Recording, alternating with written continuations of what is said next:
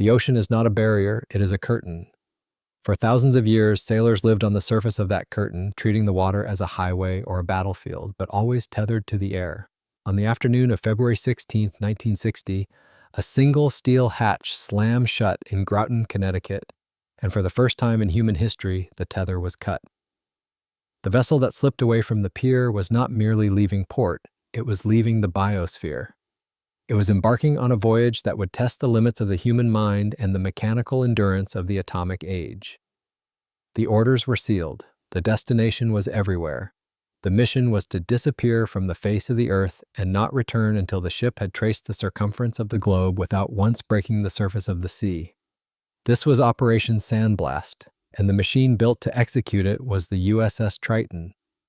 To understand the magnitude of this undertaking, one must first look at the world of 1960. It was a year balanced on a razor's edge. The Cold War had moved from the frantic scrambling of the post-war years into a terrifying industrialized stalemate. The United States and the Soviet Union were locked in a nuclear standoff. Intercontinental ballistic missiles were becoming a reality. Spy planes like the U-2 were crisscrossing the stratosphere. The world was shrinking, monitored by radar and early satellites. There were no places left to hide on the surface of the earth. But the ocean remained opaque. It was the last great unknown, a domain where a nation could hide a city-killing weapon or a strategic secret. The United States Navy needed to know if it could dominate this inner space. They needed to prove that a nuclear submarine could operate not just for days, but for months, completely independent of the atmosphere. They needed to prove that the ocean was no longer a place you visited, but a place you could live. The vessel chosen for this proof of concept was an anomaly. The USS Triton, SSRN 586, was a ship that, by all logical tactical standards, should never have existed. She was a dinosaur born in the space age, a massive, over-engineered leviathan that was obsolete before her paint was dry. In the late 1950s, naval architects were obsessed with speed and stealth. They were building the Skipjack and Thresher classes, small, teardrop-shaped hunters designed to act like underwater fighter jets. The Triton was the opposite. She was 447 feet long, displacing nearly 8,000 tons submerged. She was the largest, longest, and most expensive submarine ever built by the United States up to that point. She was built this way because she was designed for a mission that vanished while she was under construction. Originally, the Triton was designated as a radar picket submarine. In the days before reliable satellite coverage and carrier-based early warning aircraft, the Navy feared a Soviet bomber attack on the American fleet. They needed a ship that could race ahead of the aircraft carriers, surface, raise massive radar antennas, and scan the skies for incoming Tupolev bombers. This mission profile dictated her monstrous size. To keep up with an aircraft carrier racing at 30 knots on the surface, the Triton needed immense power. A standard single nuclear reactor was deemed insufficient. So, the engineers at General Electric and the Electric Boat Company did something unprecedented. They gave her two.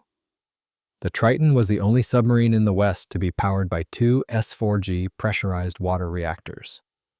She had two complete engineering plants, two screws, and enough redundancy to power a small city. This dual-reactor design gave her surface speed and surface endurance that rivaled a destroyer. She was long and knife-shaped, built to slice through the waves rather than glide beneath them. But by 1960, the concept of the radar picket submarine was dead. The technology of war had moved too fast. The U.S. Navy had developed the E-2 Hawkeye, a radar plane that could launch from a carrier deck and see further and faster than any ship. A surfaced submarine broadcasting high-power radar pulses was no longer a sentry. It was a target. In a shooting war, a radar picket submarine would be located and sunk within minutes. So, as the Triton neared completion, she was a ship without a purpose. She was a masterpiece of engineering, a dual-reactor beast with a knife-edge bow and a massive sail, but she was a weapon designed for a war that would never be fought. The Navy faced a dilemma. They had spent over $100 million on this hull. They could not simply scrap her. They had to find a way to use her unique capabilities. They looked at her size. She had room. Unlike the cramped attack boats where sailors slept between torpedoes, the Triton had space for extra provisions, extra equipment, and extra men. They looked at her power. With 2 reactors, she had a reliability margin that single-reactor ships lacked. If one plant failed, the other could drive her home. She had the legs to go anywhere. This combination of size and endurance sparked an idea in the mind of the Chief of Naval Operations. If the Triton couldn't fight on the surface, she could prove the ultimate viability of the subsurface. She could do what Magellan had done 4 centuries earlier. She could circumnavigate the globe. But unlike Magellan, who sailed with the wind, the Triton would sail with the atom, and she would do it without ever seeing the sun. The mission was given the code name Operation Sandblast. It was classified top secret. Fewer than a dozen men in the Pentagon knew the true scope of the orders. To the rest of the Navy, the Triton was heading out for a shakedown cruise, a standard testing run to check the bolts and valves of a new ship. This cover story was essential. If the Soviet Union knew that an American submarine was attempting to circle the world underwater, they would track it. They would send their own submarines to intercept. They would turn the scientific voyage into a game of cat and mouse. The Triton needed to be a ghost. The preparation for the voyage was frantic and covert. In January 1960, trucks began arriving at the pier in New London. They unloaded crates of food that seemed excessive for a short sea trial. Tons of frozen beef, thousands of pounds of coffee, spare parts for every system on board. The crew watched the loading with suspicion. You don't load 3 months of food for a 2-week trip to the Caribbean. But the most critical component of the mission was not the food or the fuel. It was the man selected to lead it. The Navy needed a specific kind of captain for Operation Sandblast. They didn't just need a competent pilot, they needed a leader who could hold a crew together in total isolation. They needed a man who could handle the psychological pressure of a voyage that had no precedent. Commanding a submarine is always an exercise in solitary authority, but this mission would be different. There would be no port calls. There would be no mail drops. There would be no liberty in exotic harbors. There would just be the steel walls, the hum of the reactor, and the faces of 183 men locked together for a quarter of a year. The man they chose was Captain Edward L. Beach, Jr. Beach was a legend in the submarine force, but he was also a complicated figure. He was the son of a Navy captain, born into the tradition of the service. He was a combat veteran of World War II, having fought in the Pacific against the Japanese Imperial Navy. He had survived depth charge attacks, torpedo malfunctions, and the terror of surface gun battles. He was also an intellectual. He had served as the naval aide to President Eisenhower. He had written a best-selling novel, Run Silent, Run Deep, which had defined the public image of submarine warfare. He was articulate, disciplined, and fiercely intelligent, but Beach was also known as a martinet. He was a strict disciplinarian who believed in the absolute sanctity of regulations. He ran a tight ship. He demanded perfection. To some of the younger, looser crews of the nuclear age, he seemed like a throwback to a harder era. This was exactly why the Navy picked him. They knew that the greatest danger to the Triton was not the Soviet Navy or the ocean itself. It was the internal decay of morale. A loose crew would get sloppy after 60 days of darkness. A sloppy crew would make a mistake, and on a submarine, a mistake is fatal. Beach accepted the command with the gravity it deserved. He understood the stakes. This was not just a stunt, it was a strategic demonstration.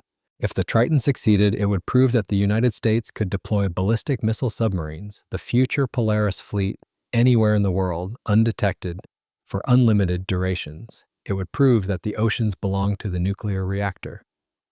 On February 16, 1960, the Triton cast off her lines. The weather in New London was gray and cold. There was no brass band, there were no families waving flags on the pier because the families didn't know where their husbands were going. They thought they would be back in a few weeks. Beach stood on the bridge, his coat collar turned up against the wind. He watched the coastline of Connecticut recede. He knew that the next time he saw land, the world might be a very different place. As the Triton reached deep water, the order was given. The lookouts cleared the bridge, the heavy steel hatches were shut and dogged.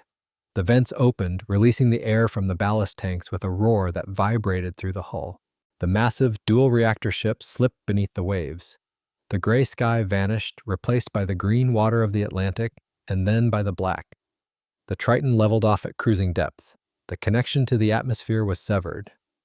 The ship was now a self-contained planet, carrying its own atmosphere, its own gravity of command, and its own secret purpose. The boat that should not have existed, the obsolete radar picket, the expensive white elephant, had found its destiny. It was no longer a failed experiment in air defense, it was an explorer.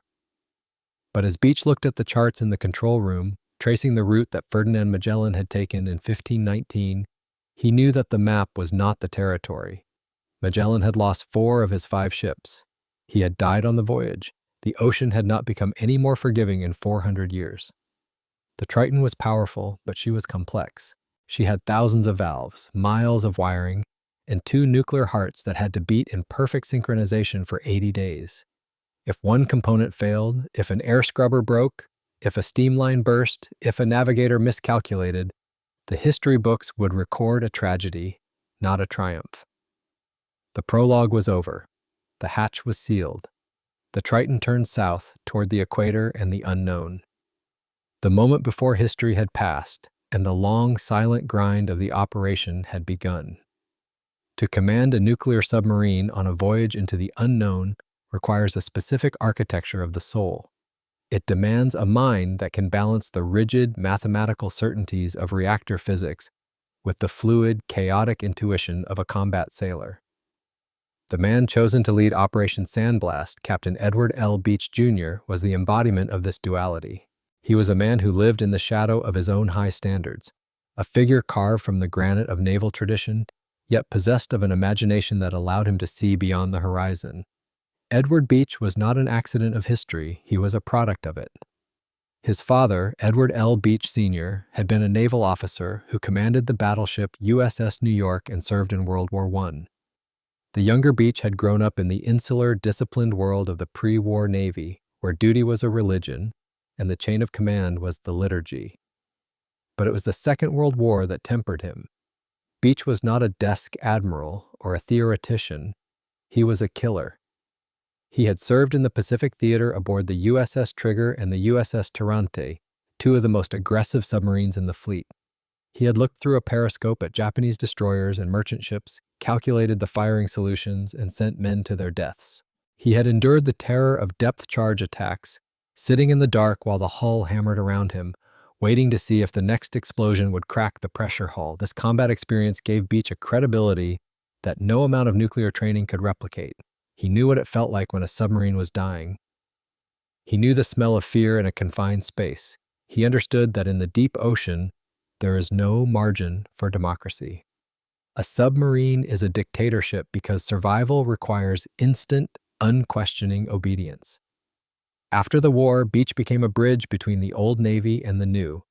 He served as the naval aide to President Dwight D. Eisenhower, walking the halls of the White House and navigating the treacherous currents of Washington politics. He became a best-selling author, writing Run Silent, Run Deep, a novel that defined the submarine service for the American public. He was articulate, polished, and politically connected, but beneath the polish, the martinet remained. Beach was a strict disciplinarian. He believed that a slack crew was a dead crew. On the USS Triton, he demanded a level of formality and precision that chafed some of the younger officers who had been trained in the more technocratic culture of the nuclear power school. To them, Beach was a relic, a man obsessed with spit and polish in an age of atoms and electrons. To Beach, these young men were brilliant engineers who had forgotten that they were also warriors. Admiral Hyman Rickover, the father of the nuclear navy, saw in Beach exactly what the mission required. Operation Sandblast was not just a test of machinery, it was a test of will. The Triton would be submerged for months. The psychological strain of isolation, the monotony of the watch standing, and the absence of sunlight would erode the discipline of the crew. Rickover needed a captain who could hold the line against entropy. He needed a man who would not turn back when the first piece of equipment failed. He needed a captain who feared failure more than he feared the ocean. As February 1960 approached, the preparations at the pier in New London, Connecticut, took on a frantic, covert intensity. The official story, the lie told to the press, the families, and even most of the crew, was that the Triton was preparing for a shakedown cruise. This was a standard procedure for a new ship, a short voyage to test the systems and train the crew. But the logistics told a different story. The loading of the Triton became a source of bewildered gossip on the waterfront. Trucks arrived day and night, depositing a mountain of supplies that far exceeded the needs of a short training run. The crew loaded nearly 80,000 pounds of food. There were thousands of pounds of coffee, the fuel of the submarine service. There were crates of spare parts for every conceivable system, from the radar to the toilets. Most confusingly, there was a civilian. Dr. Benjamin Waybrew, a psychologist from the Naval Medical Research Laboratory, boarded the ship with boxes of questionnaires and testing equipment. His presence suggested that the Navy was interested in something more than just the turning radius of the ship. They were interested in the breaking point of the men. The secrecy was absolute. The crew was ordered not to discuss the loadout. They were told to tell their wives they might be gone for a few weeks. Beach himself had to lie to his family, a burden that weighed heavily on a man of his integrity. He knew that if the mission went wrong, if the Triton vanished under the ice or suffered a reactor accident in the deep Pacific, his family might never know where he had gone or why. On the morning of February 16, 1960, the atmosphere on the deck of the Triton was biting cold. The sky over the Thames River was the color of slate. There was no fanfare. No band played Anchors Aweigh. A few senior officers from the submarine base stood on the pier, shivering in their greatcoats, watching the lines being singled up. Beach stood on the bridge, looking down at the activity. He felt the vibration of the two massive reactors coming online, the steam turbines spinning up. The Triton was alive. She was a massive beast, 447 feet of gray steel straining against the mooring lines. "Cast off all lines," Beach ordered. The tugs pulled the Triton away from the pier. The gap of water between the ship and the shore widened. For the 183 men on board, this was the moment of severance. They were leaving the world of sunlight, fresh air, and seasons. They were entering a capsule where time would be measured only by the ticking of the chronometer and the rotation of the watch schedule. As the Triton moved down the river and past the lighthouse, the last visual links to America faded. They reached the dive point, the boundary where the continental shelf drops away into the deep Atlantic. "Clear the bridge," Beach commanded. The lookout scrambled down the ladder. Beach took one last look at the horizon, the gray waves, and the distant line of the coast. Then he dropped through the hatch and spun the handwheel. The heavy steel dogs engaged with a clunk that resonated through the pressure hull. The Triton was sealed. "Dive! Dive!" The diving alarm sounded. "Ah, ooga! Ah, ooga!" A sound that triggers a Pavlovian response in every submariner. The main vents opened. The sea rushed into the ballast tanks, displacing the air with a roar that could be heard in every compartment. The deck angled down. The Triton slipped beneath the surface. For the next few hours, the submarine conducted standard trim dives, adjusting the ballast to achieve neutral buoyancy. The crew went about their duties, expecting the routine of a shakedown cruise. They waited for the order to surface or to head for the Caribbean for testing, but the order never came. Instead, Captain Beach made an announcement on the 1MC, the ship's general address system. "Now hear this," Beach said, his voice crackling through the speakers in the torpedo rooms, the mess decks, and the engine spaces. "This is the captain." He paused. He knew that what he was about to say would change the lives of every man on board.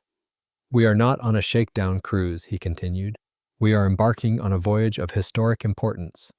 Our orders are to circumnavigate the globe, submerged, following the route of Ferdinand Magellan." The silence that followed was total. Men looked at each other, processing the sheer scale of the statement. Around the world. Submerged. Magellan's voyage in 1519 had taken 3 years. It had cost him 4 of his 5 ships and his life. It was a journey of starvation, mutiny, and death. Beach was telling them that they were going to attempt the same feat, but they were going to do it without ever breathing fresh air. "We will not surface," Beach said, "unless absolutely necessary. We will remain submerged for approximately 80 days. We will travel nearly 40,000 miles. We will prove to the world that the United States Navy can go anywhere, at any time, without detection." The reaction among the crew was a mixture of shock, excitement, and dread. The younger sailors, the ones who had signed up for adventure, felt a surge of adrenaline. They were going to be explorers. They were going to make history. But the older hands, the chiefs who had spent years in diesel boats, did the mental math. 80 days in a steel tube. 80 days without seeing the sun. 80 days with the reactor pumps humming in their ears. They knew the toll that isolation takes on the human mind. They knew that machinery breaks. They knew that the ocean is relentless. Beach sensed the apprehension. He spoke of the importance of the mission to national security. He spoke of the need for absolute discipline. He framed the voyage not as a stunt, but as a combat patrol. They were soldiers on a secret front. "We are on a war footing," he told them. "Our location is classified. Our mission is classified. We are alone." The Triton turned south. She set a course for the St. Peter and Paul Rocks, the first waypoint on Magellan's chart. The depth gauge settled at 400 feet. The speed increased to 20 knots. The dual reactors drove the massive ship through the water with an effortless power. The Triton was fast. She cut through the deep Atlantic like a knife.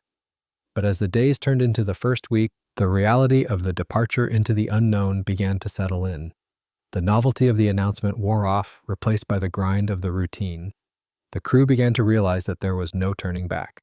They were trapped in a machine that was moving further and further away from the world they knew. Beach prowled the corridors. He checked the watch bills. He inspected the galley. He was watching for the first signs of decay. A uniform worn improperly, a logbook entry skipped, a hesitation in an order. He knew that the enemy was not the Soviet Union. The enemy was complacency. The Triton was a closed system. The air they breathed was manufactured by the scrubbers. The water they drank was distilled from the ocean. The light they saw was fluorescent. They were living in a spaceship that happened to be underwater. The departure was complete. The tether was cut.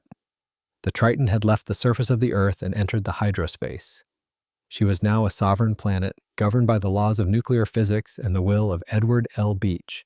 Ahead of them lay the equator, the South Atlantic, and the treacherous waters of Cape Horn. Ahead of them lay uncharted seamounts and the psychological abyss of isolation. The captain had promised them history. But as the Triton drove deeper into the dark, the crew knew that history often demands a price. They had bought the ticket. Now they had to take the ride. As the USS Triton pushes south toward the equator, leaving the northern hemisphere behind, the reality of Operation Sandblast shifts from a navigational challenge to a physiological experiment. For the 183 men sealed inside the pressure hull, the concept of Earth has been replaced by a steel ecosystem that must be managed with the precision of a laboratory. The atmosphere inside a nuclear submarine is a chemical cocktail. It is breathable, but it is not fresh. The ship relies on massive banks of scrubbers, machines that use a liquid amine solution to strip carbon dioxide from the air. The amine has a distinct, pervasive smell, a sickly sweet, musty odor that permeates uniforms, food, and skin. It is the scent of survival. Alongside the scrubbers, electrolytic generators, known as bombs, rip oxygen molecules from distilled seawater, feeding them back into the ventilation system. The crew is inhaling the ocean, processed and recycled. There is no day or night inside the Triton. There is only the rig for red and the rig for white. The lighting changes to simulate the cycle of the sun, but the biological clocks of the crew begin to drift. Without the cue of sunlight, the human body struggles to regulate sleep. Men wake up exhausted. They go to sleep wide awake. Dr. Benjamin Waybrew, the psychologist from the Naval Medical Research Laboratory, moves among them like an anthropologist studying a lost tribe. He administers questionnaires, measures reaction times, and takes blood samples. He is looking for the break point, the moment when isolation turns into dysfunction. He knows that in previous isolation experiments, men have hallucinated, become paranoid, or sunk into a catatonic lethargy. The Triton is a machine designed to run forever, but the men inside are not. Captain Beach combats this entropy with a rigid, almost Victorian discipline. He enforces a strict routine of cleaning, drills, and inspections. He knows that if the crew has time to think about the millions of tons of water above their heads, the fear will set in. He keeps them busy. He organizes lectures. The crew watches movies in the mess hall, sometimes the same movie 3 times in a row. They play cards until the cards are worn soft. But the isolation is absolute. There is no news from the outside world. The radio room receives VLF, very low frequency, broadcasts from the Navy, but these are operational codes, not baseball scores or headlines. The Triton is a bubble of American culture frozen in February 1960, drifting through the deep. By the first week of March, the submarine has crossed the equator and is approaching the coast of South America. The initial adrenaline of the departure has faded into a grinding endurance. The ship is performing flawlessly. The dual reactors are humming. The shakedown cruise cover story is holding. Then biology intervenes. On March 1st, Chief Radarman John Poole collapses. At first, the ship's doctor, Commander James Stark, hopes it is something minor, a stomach bug or a muscle strain. But the symptoms are classic and escalating. Poole is in agony. He is vomiting from the pain. His abdomen is rigid. The diagnosis is a kidney stone. In a hospital on land, a kidney stone is a painful but manageable condition. On a submerged submarine in the South Atlantic, thousands of miles from the nearest American base, it is a life-threatening crisis. There is no surgical suite on the Triton.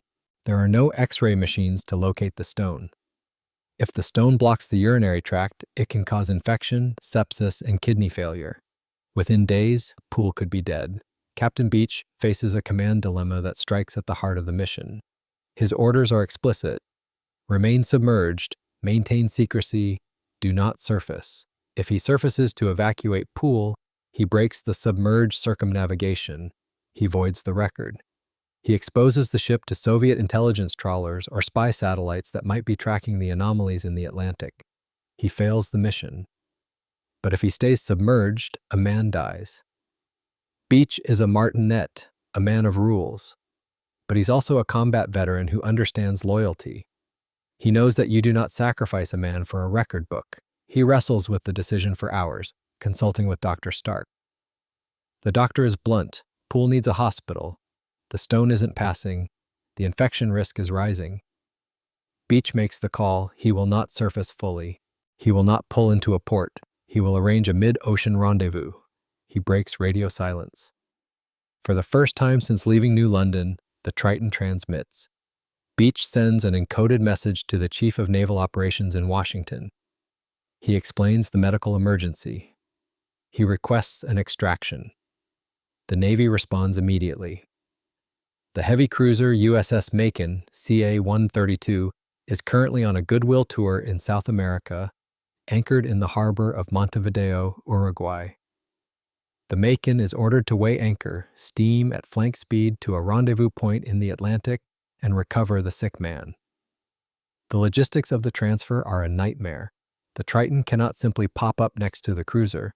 The sea state is rough. The waves are running high. Transferring a man on a stretcher from the low, round deck of a submarine to the high deck of a cruiser in open ocean is a recipe for disaster. Beach devises a plan that preserves the spirit, if not the letter, of the submerged mission. He will not fully surface the ship. He will broach. This means he will bring the Triton up just enough so that the upper part of the massive sail, the conning tower, breaks the water. The hull, the reactors, and the keel will remain submerged. The ship will technically remain underwater, except for the hatch required to get Poole out. It is a legalistic distinction, but it matters to Beach. He wants to be able to look his crew in the eye and say they never really surfaced. On the night of March 5, 1960, the Triton approaches the rendezvous point off the coast of Argentina. The USS Magellan is waiting, her searchlights sweeping the dark water. Inside the Triton, the tension is electric. The crew has spent weeks in a silent, stable world. Now they feel the ship angle up. They feel the roll of the surface waves catching the sail. The sensation of motion is nauseating to men whose inner ears have acclimated to the deep. Poole is strapped into a stretcher. He is drugged to dull the pain. A team of sailors carries him up the steep ladders of the sail, maneuvering the bulky litter through the narrow hatches. Beach orders the final ascent. Broach, broach. The tip of the sail breaks the surface. The hatch is thrown open. For the first time in nearly 3 weeks, fresh air floods into the conning tower. It smells of salt, ozone, and rain. It is intoxicating. The men on the bridge gulp it down. The Magellan has lowered a whaleboat. It is bobbing violently in the swell, struggling to come alongside the sleek, wet steel of the submarine's sail. The Triton is not designed for this. She has no cleats, no flat deck to stand on. The waves are washing over the bridge, combing. The transfer is a moment of high drama. The sailors on the Triton have to time the swell perfectly. They pass the stretcher across the gap to the hands reaching out from the whaleboat. The boat rises and falls 10 feet with every wave. One slip and Poole falls into the crushing gap between the steel hulls. But the hands hold. The stretcher is secured in the boat. The whaleboat pulls away, heading back to the lights of the cruiser. Beach watches them go. He exchanges a brief signal with the captain of the Macon. Then he drops back down the hatch. Clear the bridge. Dive. The hatch slams shut. The Triton slips back under. The pressure builds. The rolling stops. The silence returns. The operation took less than an hour. Poole is gone, on his way to a hospital and recovery. The Triton is back on her course, heading south. To the crew, the incident is a morale booster. They know the captain risked the mission to save a shipmate. It solidifies their trust in him, but to Beach it is a failure. He has broken the seal. He has surfaced, however briefly. The perfect record is blemished. However, the first crisis serves a strategic purpose. The sudden appearance of the Triton off Uruguay sends a shockwave through the Soviet intelligence services. They knew the Triton had left New London, but they had lost her. Now she pops up thousands of miles away in the southern hemisphere. It demonstrates the terrifying reach of nuclear power. A submarine can vanish in the North Atlantic and reappear in the South Atlantic without anyone seeing the journey in between. The Soviets realize that the ocean is no longer a barrier, it is a tunnel. But as the Triton leaves the rendezvous point, she is heading into waters where no rescue is possible. She is heading for Cape Horn and the Drake Passage. This is the Roaring Forties, the graveyard of ships. The currents here are the strongest in the world, whipping around the bottom of the globe without any landmass to stop them. The water is freezing. The acoustic environment is a chaotic mess of noise. And unknown to Beach, he is not alone. The sonar operators, settling back into their rhythm after the excitement of the transfer, begin to pick up a new contact. It is faint, intermittent, and mechanical. It is not a whale. It is not a surface ship. It sounds like a propeller. The silent enemy is waiting in the Drake Passage. The Triton has survived the medical emergency, but now she faces a tactical one. She is a massive, noisy target entering a choke point, and something down there is listening. Beach stands over the plot. The relief of saving Poole is gone, replaced by the cold calculation of the hunter. He orders the ship to ultra-quiet. The game of hide-and-seek at the bottom of the world is about to begin. The sun is gone again. The Triton is back in her element, a steel shark moving through the dark, but the ocean feels smaller now. The first crisis tested their humanity. The next will test their stealth. The Drake Passage is not merely a stretch of ocean. It is a violent geological funnel where the Atlantic and Pacific Oceans collide. Located between the tip of South America and the ice of Antarctica, it is the home of the strongest currents and the roughest seas on the planet. For a surface ship, this passage is a battering ram of 50-foot waves and hurricane-force winds. For the USS Triton, running 400 feet beneath the surface, the turbulence is gone, replaced by a chaotic acoustic environment that is just as dangerous as the storms above. In the world of sonar, the Drake Passage is a hall of mirrors. The collision of water masses with different temperatures and salinities creates convergence zones, acoustic phenomena that can bend sound waves, carrying them for hundreds of miles, or trap them in ducts, creating deafening tunnels of noise. The background din is immense. The grinding of icebergs, the biological noise of whales, and the seismic groans of the tectonic plates. It is the perfect place to hide a submarine, and it is the perfect place to hide a hunter. As the Triton rounds the horn entering the Pacific, the sonar operators in the darkened sound shack are on high alert. They are not just navigating, they are listening for the specific rhythmic signature of the Soviet Navy. On March 13, 1960, the needle on the paper trace recorder jumps. Contact, the sonar supervisor whispers. Bearing 180, intermittent, mechanical transient. Captain Beach steps into the sonar room. The air is thick with tension. The contact is faint, buried in the noise of the ocean, but it has a distinct man-made quality. It is not the random crash of the sea. It is a screw turn, a pump cycle. The analysis begins. Is it a Soviet Foxtrot-class diesel submarine lying in wait at the choke point? Is it a Soviet intelligence trawler on the surface dragging a listening array? Or is it a ghost, a false echo generated by the chaotic water column? For Beach, the ambiguity is the enemy. The Triton is huge. She is powered by 2 reactors and 2 screws. While she is faster than any other submarine, she is not the quietest. In 1960, the science of sound silencing is still in its infancy. The Triton hums. If there is a Soviet hunter out there, the Triton is a loud target. Beach orders ultra quiet. The ship slows. The non-essential pumps are secured. The crew freezes. The Triton drifts through the convergence zone, trying to blend into the background noise of the Drake Passage. They wait. The contact fades in and out, a ghost haunting the edges of their perception. It moves across the stern, then vanishes into the acoustic clutter. Did the enemy see them? Did a Soviet captain just log the acoustic signature of the Triton, confirming that the Americans are moving a nuclear giant into the Pacific? Or was it just a shadow? Beach never gets a confirmation.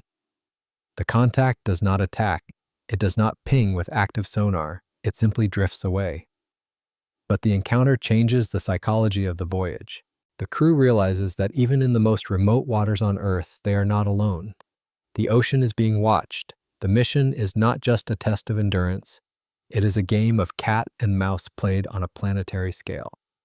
The Triton pushes on, entering the vast, empty expanse of the Pacific Ocean. They cross the point of inaccessibility, the spot in the ocean furthest from any land. The isolation deepens. The crew settles into a zombie-like routine: watch, eat, sleep, repeat. The movies in the mess hall are played until the film reels break. The library books are read until the spines fall off. Days bleed into weeks. They cross the international date line, losing a day of their lives to the geometry of the globe. They are tracing Magellan's route, but while Magellan saw islands and natives, the crew of the Triton sees only the gauges. Then they approach the most dangerous geographic hurdle of the entire voyage, the Indonesian archipelago. To return to the Atlantic, the Triton must cross from the Pacific to the Indian Ocean. There are only a few gates through the wall of islands that is Indonesia. The Straits of Malacca are too shallow. A submarine the size of the Triton would be forced to surface or risk hitting the bottom. The Sunda Strait is too narrow. Beach chooses the Lombok Strait. It lies between the islands of Bali and Lombok. It is deep, theoretically deep enough for a submerged transit, but it's also treacherous. The Lombok Strait is a major outflow for the Pacific Ocean. A massive volume of water, known as the Indonesian through-flow, pours through this narrow gap, creating currents that can reach 8 knots. These currents create internal waves, massive underwater disturbances that can grab a submarine and throw it down hundreds of feet in seconds. Worse, the charts are wrong. The hydrographic data for the Lombok Strait dates back to the Dutch colonial era. It is incomplete. It relies on lead-line soundings taken decades ago. On April 3, 1960, the Triton approaches the strait. Beach orders the ship to periscope depth to get a visual fix on the islands. Through the optic, he sees the towering volcanic peak of Mount Rinjani on Lombok. It is a stunning sight, lush green against the blue sky, a cruel reminder of the world they cannot touch. Downscope, make depth 300 feet. The Triton dives into the throat of the strait. Immediately, the ship begins to fight the water. The current grips the massive hull. The Triton is pushed sideways. The helmsman fights the rudder, sweating as the compass swings. The ship is crab walking through the passage. Then the ocean floor begins to rise. The fathometer, the sonar looking down, starts to scream a warning. The bottom is coming up fast. The chart shows deep water, but the reality is a wall of rock. Sounding, 500 feet, 400 feet. They are approaching an uncharted seamount, a submerged ridge that blocks the center of the strait. At the same time, the water density changes. The fresh water pouring off the islands mixes with the salt water of the ocean. This creates a density layer. When a submarine hits a layer of less dense water, it loses buoyancy. It sinks. The Triton hits a pocket of fresh water. She becomes heavy. The bow drops. The ship begins to slide down toward the rising rocks. All ahead 2/3, blow forward, trim. Beach orders speed and buoyancy. He needs to power out of the dive, but he cannot go too fast. The strait is narrow. If he accelerates too much, he risks slamming into the canyon walls. The clearance between the keel and the uncharted ridge drops. Sounding, 300 feet, 250. The sheer size of the Triton works against her. She needs deep water to maneuver. In the confined space of the Lombok Strait, she is a whale in a bathtub. Beach stares at the depth gauge and the fathometer. The two lines are converging.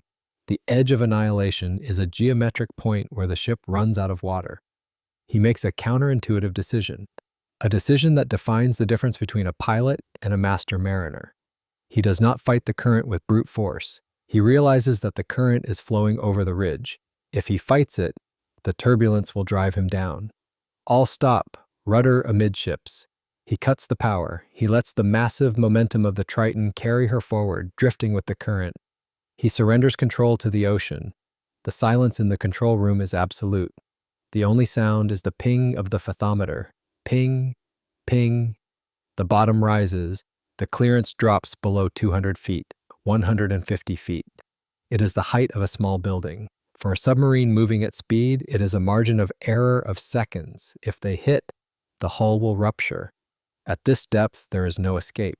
The currents will roll the wreck along the bottom until it falls into the deep basin of the Indian Ocean. They will vanish. The crew holds their breath. They can feel the water pushing the ship. They can imagine the jagged rocks passing just beneath the steel belly of the boat. Then, the fathometer reading stabilizes. The bottom drops away. Sounding 300 feet, 500 feet. They are over the ridge. The current has carried them through. Beach lets out a breath he didn't know he was holding. All ahead 1/3. Resume course. They have survived the geography, but as they enter the Indian Ocean, the relief is short-lived. The psychological toll of the near miss vibrates through the ship. The crew realizes how fragile their bubble is. They are operating off the map in waters that want to kill them, in a machine that has no backup. And now, the strategic clock begins to tick. As the Triton crosses the Indian Ocean, the mission shifts from physical survival to political urgency. The radio room begins to pick up increased traffic on the VLF bands. The world above is changing. The Cold War is heating up. A summit is planned in Paris between President Eisenhower and Premier Khrushchev. The success of the Triton is meant to be a card played at that table, a demonstration of American power that will force the Soviets to blink. But to play the card, the Triton has to finish the hand. She has to get back to the Atlantic, and she has to do it on a schedule. Beach pushes the engineering department. He demands more speed. The reactors are run at high power for days on end. The vibration of the turbines becomes a constant numbing roar. The strategic clock is relentless. The Triton is racing against the calendar of diplomacy, but the ship is getting tired, seals are weeping, pumps are vibrating, the human crew is fraying. As they approach the Cape of Good Hope, the bottom of Africa, the surveillance environment changes. This is a major shipping lane. It is watched. The Triton picks up the acoustic signatures of Soviet trawlers. These fishing boats are bristling with antennas. They are waiting for something. Are they waiting for the Triton? Beach orders the ship deep. He cannot afford to be detected now. He has circled 3/4 of the globe. He is on the final leg, but the hardest news is yet to come. As they round the Cape and turn north into the Atlantic, the radio room decodes a message that shatters the context of their mission. The world above has collapsed. An American U-2 spy plane has been shot down over Russia. The pilot, Gary Powers, has been captured. The Paris summit is in ruins. The Triton was supposed to be a symbol of strength in a negotiation for peace. Now, she is a weapon returning to a world that feels like it is on the brink of war. The edge of annihilation wasn't just in the Lombok Strait, it was everywhere. As the Triton drives north, back toward the equator, the exhaustion of the crew meets the grim reality of the news. They are tired, they are homesick, and they are wondering if the mission even matters anymore. The captain has to hold them together for one last push. He has to convince them that even if the summit is dead, the voyage is alive. He has to drive the boat home, not for the politicians, but for history. The silent enemy of the Drake Passage was a ghost. The rocks of Lombok were a trap. But the final enemy is the clock, and the realization that the world they left in February might not be the same world they returned to in May. As the USS Triton rounded the Cape of Good Hope in mid-April 1960, she was no longer merely a submarine, she was a piece of political currency. The crew did not know it, but their voyage had become a chip on a poker table in Paris, where the leaders of the free world and the communist bloc were preparing to gamble with the fate of the decade. The waters off South Africa mark the boundary between the Indian Ocean and the Atlantic. For the sailors on board, this geographic milestone was psychological gold. They were back in the Atlantic. They were, in a very loose sense, in their own backyard. The compass was finally pointing north, but the Cape is also a choke point. It is one of the busiest shipping lanes in the world, a funnel for tankers carrying oil from the Persian Gulf to Europe and America. And where there are tankers, there are eyes. The sonar room of the Triton began to pick up the acoustic clutter of heavy traffic. The ocean, which had been relatively empty in the South Pacific, was suddenly crowded. The waterfall displays lit up with the signatures of merchant screws, diesel engines, and the distant pinging of navigation radar hitting the water. Among these commercial sounds, there were sharper, more deliberate noises. Intelligence reports had warned Captain Beach that Soviet fishing trawlers, thinly disguised spy ships bristling with antennas, frequented these waters. These vessels, known as AGIs, Auxiliary General Intelligence, were looking for exactly this kind of movement.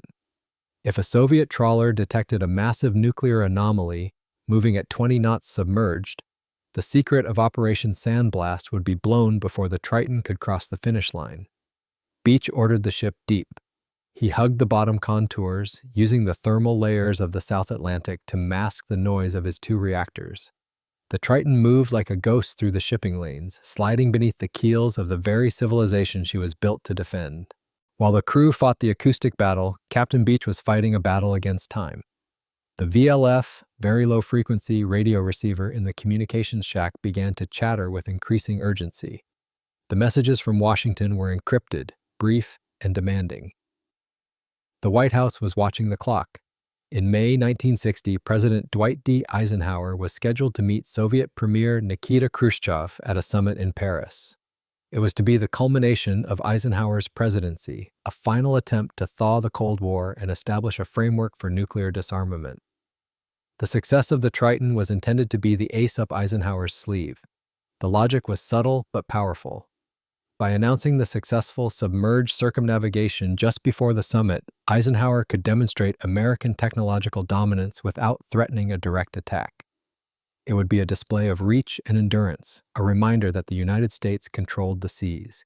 It was soft power delivered by a hard machine. But for this diplomatic theater to work, the Triton had to finish the voyage before the summit began. Beach looked at the calendar. He looked at the distance remaining to the St. Peter and Paul rocks, the arbitrary starting line of the circumnavigation. He did the math. To make the deadline, the Triton had to maintain a punishing speed. He pushed the engineering department, all ahead full. The Triton shuddered as the turbines spun up. For days, the submarine tore through the South Atlantic at speeds that would have burned out a diesel boat in hours. The vibration was constant. It rattled the dishes in the galley. It loosened light bulbs. It made sleep difficult. The strain on the machinery was immense. The Triton had been submerged for 60 days. In a standard operating cycle, a submarine would have surfaced by now for maintenance. Seals would be checked, filters cleaned, bearings greased. But the Triton could not stop. The engineering crew became the heroes of the strategic clock. They worked in the sweltering heat of the reactor spaces, fixing leaks on the fly. They repacked valves that were weeping radioactive steam. They cannibalized parts from non-essential systems to keep the main propulsion online. It was a war of attrition against entropy. The ship wanted to break. The crew wouldn't let it. As April turned to May, the Triton crossed the equator. They were back in the northern hemisphere. The St. Peter and Paul rocks, a desolate cluster of islets in the middle of the Atlantic, appeared on the sonar. On May 2nd, 60, the Triton passed the rocks. They had done it. They had circumnavigated the globe. The distance log read 26,723 nautical miles. They had been submerged for 76 days. A cheer went through the boat. The Magellan route was complete. They had traced the circumference of the Earth without breathing its air. Beach sent the code word to Washington. He expected a reply of congratulations. He expected orders to surface and proceed to port for a hero's welcome. Instead, the radio remained silent. Or rather, the news that came over the wire was not about them. On May 1st, 1960, while the Triton was racing toward the finish line, a single missile explosion over the Ural Mountains in Russia had changed the world. An American U-2 spy plane piloted by Francis Gary Powers had been shot down by a Soviet SA-2 missile. Powers had survived and been captured. The wreckage of the plane and its cameras was in Soviet hands. The news hit the Triton like a physical blow. The crew gathered around the radio speakers in the mess decks, listening to the Voice of America broadcasts. At first, the United States denied the plane was a spy. They claimed it was a NASA weather aircraft that had drifted off course. Khrushchev waited, letting the Americans lie, and then produced the pilot and the photos. The Paris summit collapsed. Khrushchev walked out. The invitation for Eisenhower to visit Moscow was rescinded. The thaw was over. The Cold War turned into a deep freeze. For Captain Beach, the news was a professional heartbreak. The strategic context of his mission had evaporated. The Triton was supposed to be a symbol of American strength in a negotiation for peace. Now, there was no negotiation. The mission was no longer a diplomatic card. It was a war preparation. The atmosphere on the boat shifted instantly. The euphoria of the circumnavigation vanished, replaced by a grim, tactical anxiety. The crew realized that they were not returning to a ticker-tape parade. They might be returning to a war. If the U-2 incident escalated, if the Soviets retaliated, the Triton was a frontline asset. She was loaded with torpedoes. She was invisible. She was already at sea. Beach ordered the ship to remain submerged. The original plan had been to surface after crossing the line, to take photos and perhaps celebrate. Beach canceled it. "We are still on a war footing," he told the officers. "Until we know the DEFCON status, we assume the worst." The Triton continued north, moving toward the United States, but she moved with a new caution. The strategic clock had stopped ticking toward a summit and started ticking toward a potential conflict. The psychological impact on the crew was profound. They had been isolated for nearly 3 months. They had lived in a bubble of 1959, and they were emerging into a 1960 that felt more dangerous than the world they had left. The disconnect was disorienting. They felt like time travelers who had returned to the wrong timeline. The U-2 incident validated the Triton's existence in a way that no peace summit could have. The U-2 was a high-altitude aircraft. It was visible to radar. It was vulnerable to missiles. Its shoot-down proved that the sky was no longer safe for reconnaissance or deterrence. If the sky was closed, the only sanctuary left was the sea. The Triton's mission suddenly took on a much darker, more urgent significance. She wasn't just proving that a submarine could go around the world. She was proving that a submarine was the only platform that could survive in a world of surface-to-air missiles. She proved that while the U-2 could be seen and killed, the nuclear submarine remained an enigma. The Soviets knew the U-2 was there. They had no idea where the Triton was. As the submarine approached the coast of the United States, the reactors were tired. The core life was depleted. The steam generators were fouled. The ship was limping. But she was still hidden. The world above had collapsed into recriminations and threats. The world below remained steady. The Triton was a constant in a chaotic equation. Beach spent the final days of the transit writing his log. He tried to frame the achievement. They had broken all the records. They had mapped the ocean floor. They had tested the human spirit. But he knew that the headline would not be Triton circles globe. The headline would be Powers shot down. History rarely cooperates with the plans of men. The Triton had sailed for peace, but she arrived in a world bracing for war. Yet, in that failure of timing lay the ultimate success of the concept. The Triton had demonstrated the one capability that mattered most in the new, dangerous reality: invulnerability. The U-2 fell from the sky in pieces. The Triton was coming home whole. The strategic clock had run out, but the strategic lesson had just begun. The future of American defense did not have wings, it had a propeller. As they neared Cape Hatteras, the water shallowed. The color of the ocean changed from the deep indigo of the Atlantic to the green of the coastal shelf. The sonar began to pick up the sounds of home: fishing boats, coastal navigation buoys, the chatter of American radio stations. The crew began to shave. They put on clean uniforms. They packed away the cards and the movies. They were getting ready to re-enter the atmosphere. The long night was over, but the light they were returning to was harsh and glaring. The Triton was about to surface into a world that needed her secrets more than ever. On the morning of May 10th, 1960, the Atlantic Ocean off the coast of Delaware looked exactly as it had for thousands of years, gray, restless, and empty. But beneath the surface, a timeline was converging. The USS Triton, having traveled 26,723 miles without breathing, was rising from the deep. For 83 days, the 183 men on board had lived in a world of artificiality. They had breathed recycled oxygen. They had drunk distilled water. They had lived under the hum of fluorescent lights. They had forgotten the feeling of the sun on their skin and the smell of the wind. They were pale, bearded, and psychologically exhausted. They were the citizens of a submerged planet returning to Earth. Captain Edward L. Beach stood in the control room. The tension of the last 3 months had etched lines into his face, but his voice was steady. He checked the depth gauge one last time. He checked the sonar. The water above them was clear. Surface, surface, surface. The order was given. The chief of the watch threw the hydraulic levers. High-pressure air stored in the banks since the ship left New London in February roared into the main ballast tanks. The water that had held the Triton down for a quarter of a year was violently expelled. The submarine shuddered, the bow angled up. The sensation of buoyancy, the lift, was visceral. The crew grabbed onto stanchions as the deck tilted. At 6:15 a.m., the massive sail of the Triton breached the surface of the Atlantic. Foam cascaded off the steel. The radar mast, the periscopes, and the bridge coaming broke into the daylight. Beach climbed the ladder to the bridge. He spun the handwheel of the hatch. The seal cracked. The rush of air that entered the conning tower was not just oxygen, it was a sensory assault. It smelled of salt, iodine, and damp cold. It smelled of the living world.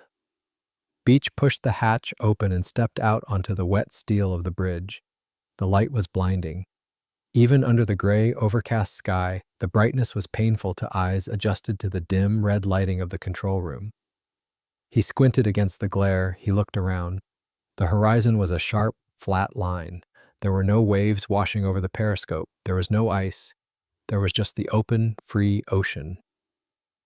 Ventilation, open the main induction. Huge valves opened on the deck.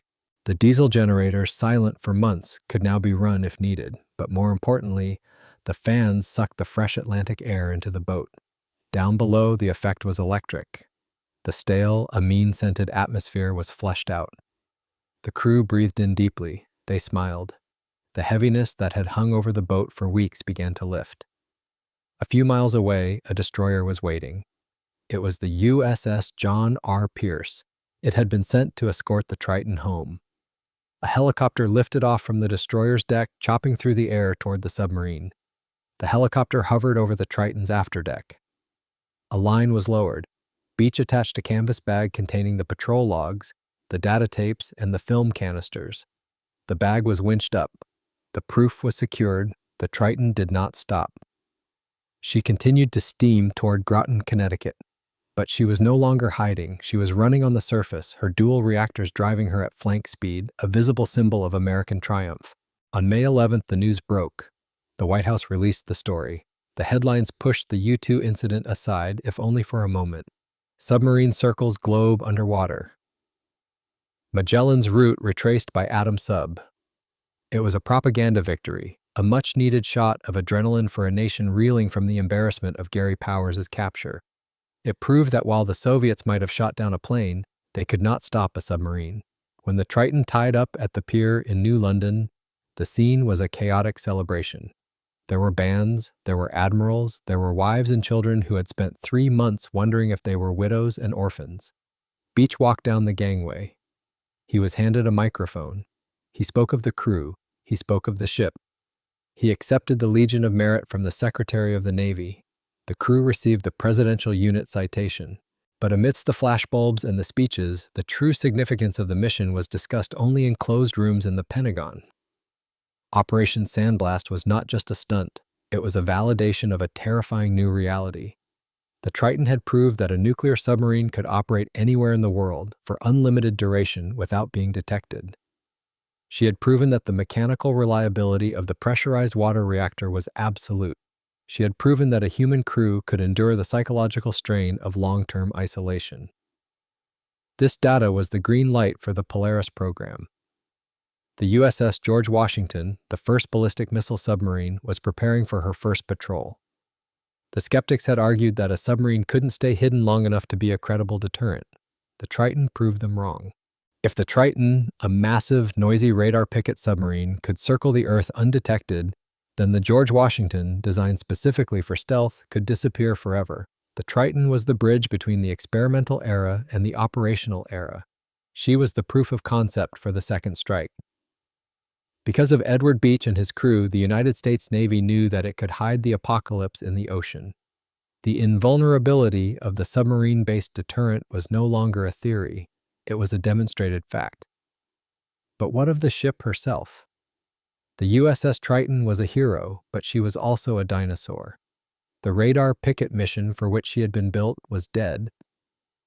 The Navy didn't need a submarine to guide fighter jets. They had AWACS planes for that. And she was too big to be a hunter-killer. She was loud, she was expensive to maintain. Her dual-reactor plant required a massive crew and specialized parts. For a few years, she served as the flagship of the Atlantic Submarine Force. She participated in NATO exercises, but she was a ship without a true mission. She was a celebrity with no job. In 1969, less than a decade after her triumph, the Triton was decommissioned. She was only 10 years old. It was a ruthless decision born of the same cold logic that had birthed her. The Navy needed money for the new Sturgeon and Los Angeles-class attack boats. They couldn't afford to keep a white elephant alive for sentimentality. The Triton was towed to the reserve fleet. She sat there for decades, rusting in the salt air, a forgotten giant. In 1993, she was towed to the Puget Sound Naval Shipyard in Bremerton, Washington, to be recycled. The process of scrapping a nuclear submarine is clinical. The reactor compartment is cut out and buried in a trench in Hanford. The steel is cut up and melted down. The boat that should not have existed was erased from existence. However, a piece of her was saved.